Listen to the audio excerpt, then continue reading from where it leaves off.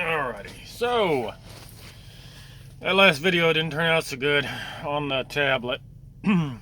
Whereas some of you may prefer not to hear my plan, I need to know how much I suck, so I got to be able to hear myself.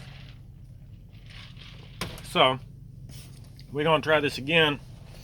Recording through my phone, playing on the backing track on the tablet. Luckily, see that last backing track I played to, I think I listened to like half of it, saved it to my list. I don't know why I tried that in my last video. Never play to a backing track that you don't actually know. But we're going to try this again with a backing track I do know. So it'll sound a little bit better. Hopefully. And see if it comes through right on the phone. Let's give her a shot.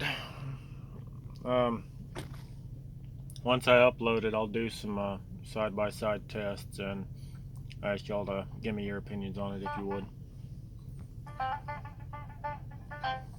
Alrighty, let's see.